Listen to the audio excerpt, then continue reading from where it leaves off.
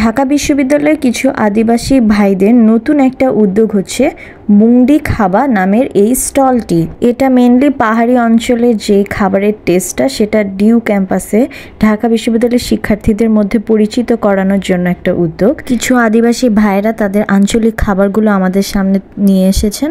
এখানে নর্মাল মুংডি, ডিম মুংডি, চিকেন মুংডি এবং চিকেন লাক্সও পাওয়া যায় 50, 70 এবং 100 টাকায়।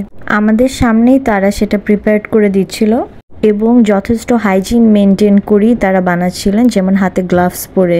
প্রথমবার দেখে আমি একটা নর্মাল মুংডি অর্ডার করি, যেটার দাম 50 টাকা।